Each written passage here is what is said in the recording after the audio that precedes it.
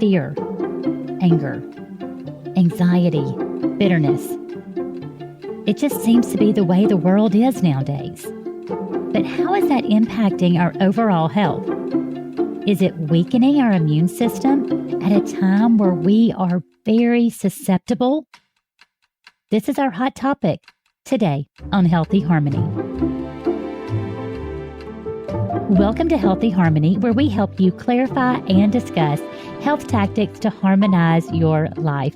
I'm your host and health coach, Jennifer Pickett, and today we're talking about the impact of anger and bitterness on your health. I'm going to confess something. I am not always great at journaling, even though I know what a great practice it can be. However, during the quarantine, I was determined to journal daily. So looking back at my journal entries really echoes my thoughts for today. A segment of one of those journal entry reads, "It's that crushing feeling when you wake up. We are still in the biggest crisis that will literally change our lives forever. There is honestly no end in sight, and sometimes it just gets to you. The anxiety and depression are creeping in, and I'm having to admit to myself that I do struggle with this." This excerpt was written on April 9th. Fast forward to today. It truly feels like we are in a horror movie that just won't stop. There is nothing that could have prepared us for such an extreme global pandemic, resulting in a worldwide quarantine, and then the dramatic unrest that is seething in America as we battle over the topic of racism. But as we struggle with fear, uncertainty, stress, anger, hatred, bitterness, the question remains, are these feelings and emotions affecting our health? You better believe it, and the research supports this. A growing body of research shows that your state of mind may have a significant impact on your health and well-being. A recent study from Concordia University has found that constant bitterness can make a person ill. Holding on to bitterness can affect metabolism, immune response, and organ function, and may even lead to disease. Scientists for some time have been looking at what shapes health and what shapes illness. They've identified that personality traits are linked to health, or lack thereof. Anger and hostility being linked to physical illness, and optimism being linked to longevity. It's interesting and really makes the case for mind and body connection.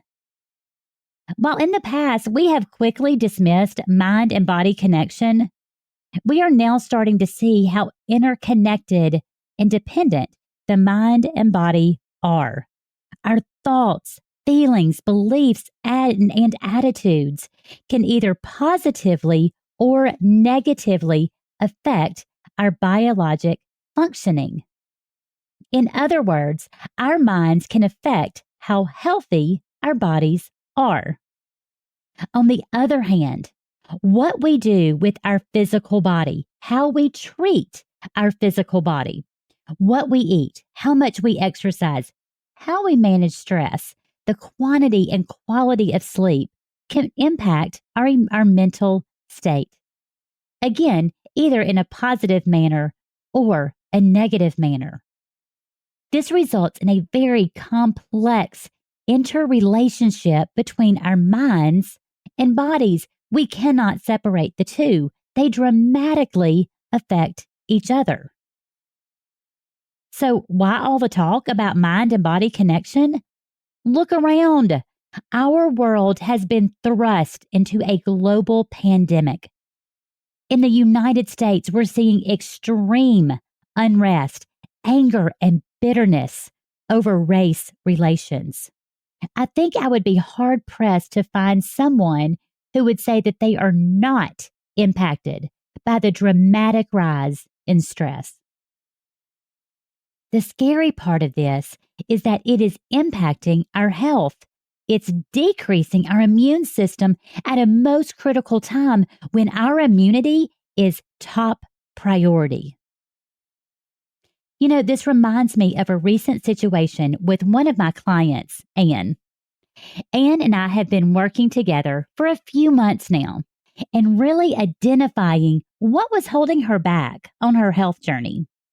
We quickly realized that one of her biggest obstacles was poorly managed stress, and how stress, emotional health, and negativity was really sabotaging her. I loved how she started making progress after we identified this. She started taking control of her thought life and putting a stronger emphasis on making sure that her soul was nourished. But then COVID hit, and things got rough. Stress levels were high, and she suffered through some really tough setbacks. Really tough setbacks. I mean, let's be honest. This is completely understandable during such a horrendous time of uncertainty. But here is what I love. Anne is using that time of a setback so she can make a comeback. You see, once you've identified those big roadblocks, those barriers that just tend to get in your way, and you have a plan to get over those roadblocks, you know what to do. Because Anne and I had been working together and had a plan, she found it easier to get back on track. I loved, and I mean loved, seeing her get back on track. It is one of my greatest joys as a coach, is helping someone to become an overcomer. Here is an excerpt from a recent Facebook post that she made. Anne wrote, "I love to keep an open mind and stay informed.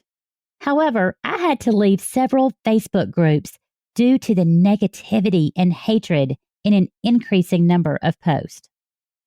I do not believe in living in a bubble, but I do believe what you think is what you become.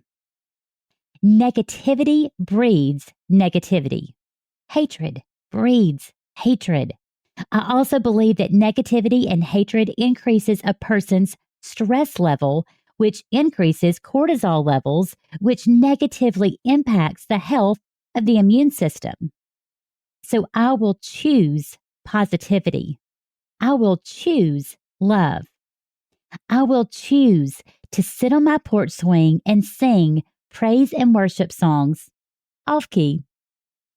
I will choose to live a life of peace. What do you choose?" That was Anne's Facebook post. I loved that. And you know what? She's right. Negativity breeds negativity, and hatred breeds hatred. And it does affect our health. Just a side note, Anne, I know you're listening, my friend. I'm so proud of you, and I love being your coach. Let's look a little bit more at the science behind what happens in the body when we're stressed and how it impacts our immune system. Stress can be described as either real or perceived danger. It sets into motion a range of physical responses. So the body responds by preparing itself for defense or to run away. This is commonly known as the fight or flight response. You may have heard of this, fight or flight. It involves the activation of the sympathetic nervous system. So some of the physiologic changes that happen in the body that are triggered by the fight or flight response are, first of all, a release of the inflammatory hormone called cortisol.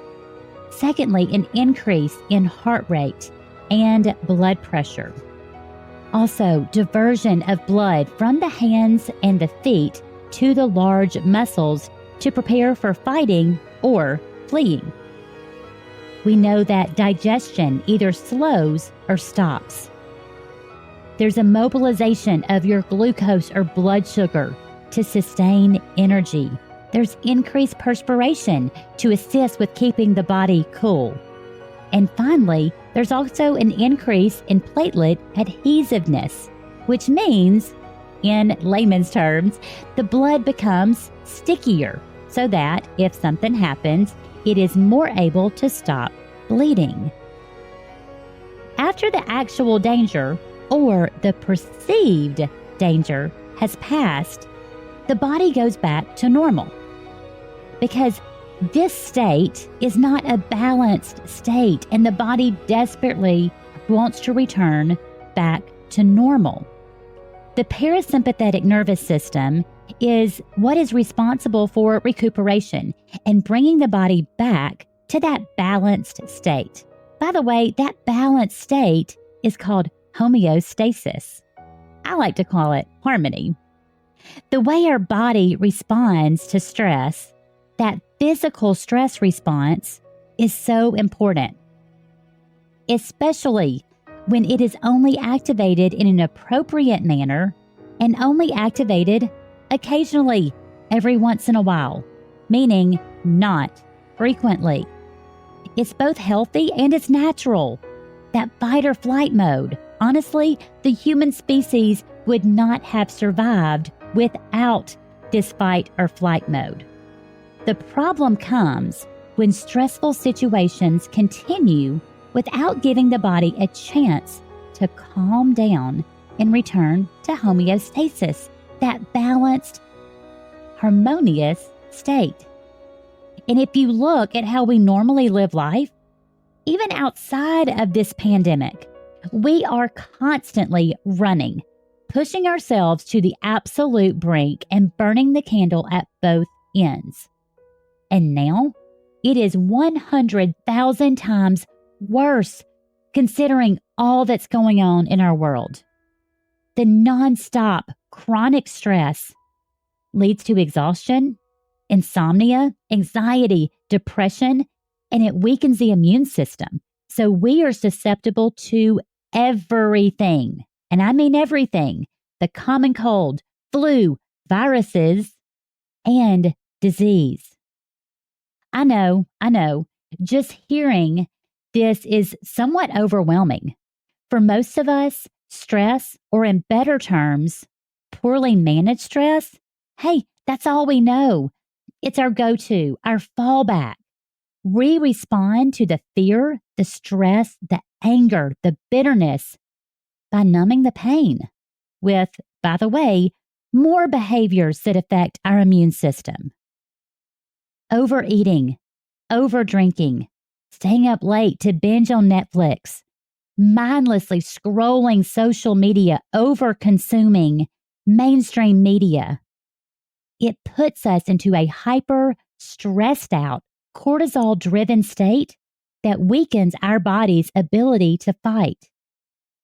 The question is, can we manage the stress and embrace our mental and emotional health so that we can take control of our overall health and well-being? And how do you do that when things seem so bad? Allow me to share a story with you. Part of my background in healthcare is in oncology. Many, many years ago, when I got offered my first job as a dietitian at Baptist Health Systems in Jackson, Mississippi, there were 2 dietetic positions open. Although a dietitian covered all and everything, you worked in a specialty area. So the 2 positions that you could choose from were either diabetes or oncology. So I got a choice after landing my first job to choose between diabetes or oncology, which is also cancer care. I was so young, so green, but it was very clear to me that I should choose oncology. And I will tell you that those years were absolutely formative to me. I learned so much from my patients who were nearing the end of their journey here on earth. One such patient really stands out in my mind. His name was Mr. Charles. He had a head and neck cancer. His tumor was located on his neck. It was fungating, or what you call ulcerating, meaning this tumor was not just a lump, it was an open, ugly wound. I saw Mr. Charles fairly frequently. Unfortunately, with his cancer, he had all sorts of complications, and the tumor made it extremely difficult to swallow. This dear man, he knew exactly how he was going to die. Honestly, all of us healthcare workers knew how he would pass. That tumor was growing and spreading. He knew, and we knew, that he would die when that growing tumor hit his carotid artery and he would bleed out. He had received all treatment possible. It was heartbreaking. It was only a matter of time. But here's the thing. Every time I saw Mr. Charles, and I mean every time I saw him, I would say, "How are you doing, Mr. Charles?" He would respond with a smile in his eyes and a rasp in his voice, and he would say, "I'm blessed. I'm blessed." Incredible. This man with the huge, ugly tumor on his neck, who knew exactly how he was going to die, would respond, "I'm blessed." I mean, what in the world? He had every single right to be fearful, angry, bitter, but he chose a different route. He chose a different response. I will never, ever forget that dear man. You know, in most circumstances, we can't run away or change the situation. We certainly cannot change the state that our world is in, but we can change the way we respond. By and large, part of the quote unquote danger that leads to the stress response is in the mind. The anticipation of adverse events, thinking about and really exaggerating what might happen. Okay, let me raise my hand on this. I know I'm guilty of this. For most of us, these trains of thought, they run on autopilot. Feelings like anger, hostility, fear, envy, bitterness, and hate. They evoke the stress response, that fight or flight mode. If these feelings are persistent, the body's capability to stay healthy and fight off illness becomes impaired. That's why we have to look at this. The fear, the anger, the bitterness is literally palpable in the air nowadays. And honestly, so many of you have every single right to be fearful, to be angry, to be bitter. You might have coronavirus. You may have lost someone to coronavirus.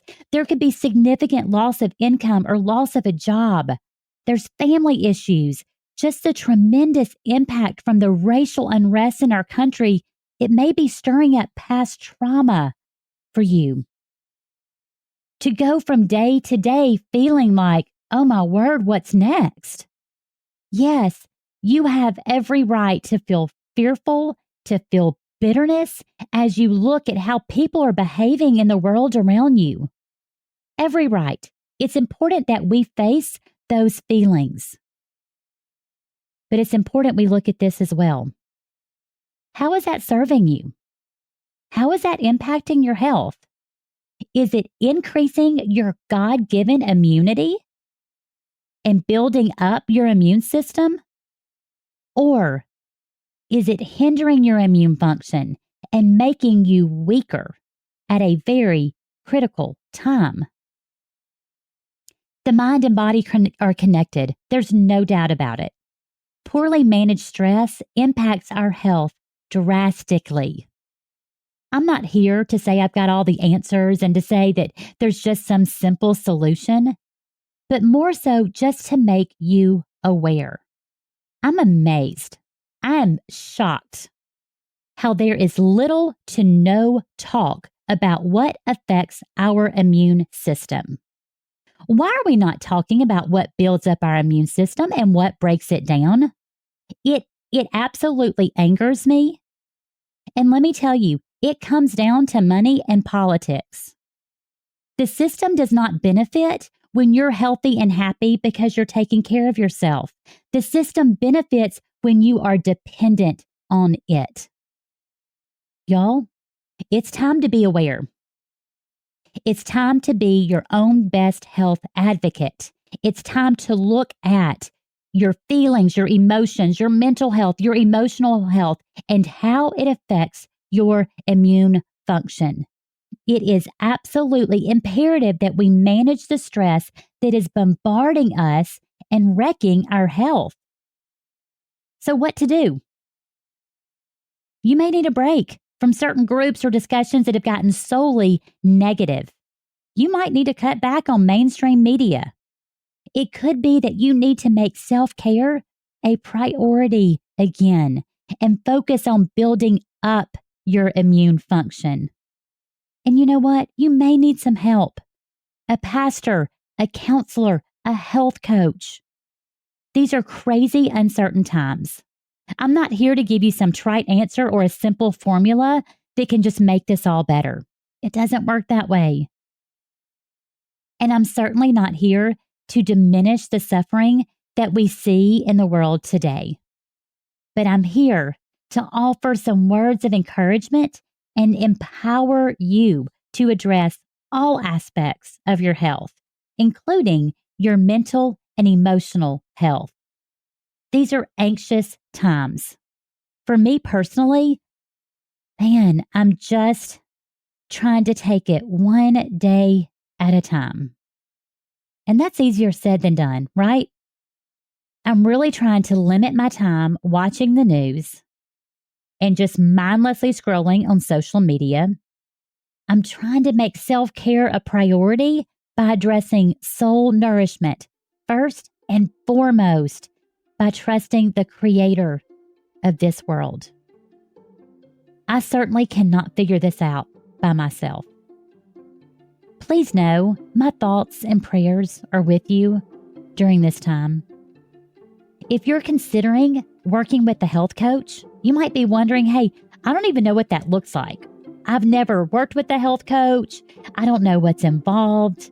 Hey, I would love to chat with you and kind of show you how that process works and how it can benefit you. You can email me at jennifer@inspirehealthyharmony.com. And as always, you can subscribe on your favorite platform of choice, Facebook or Instagram at Inspire Healthy Harmony, and find more podcasts and cooking videos at inspirehealthyharmony.com. My goal is simply to be a resource and an encouragement for you during these difficult times. 2 podcasts in particular that really relate to today's topic that I want to refer you to. Number 1, boosting your body's immune function, boosting your body's immunity. That's episode 13 that aired on April 7th. And another one is Forget the Expectations, which was a great discussion about facing the feelings. And that happened with my friend, Justine Frolicker, who is a mental health counselor. That one aired on April 14th. Again, you can find all of these podcasts on inspirehealthyharmony.com and look under media. So check those out. Until we meet again, I hope you have a happy and healthy day. Bye, y'all.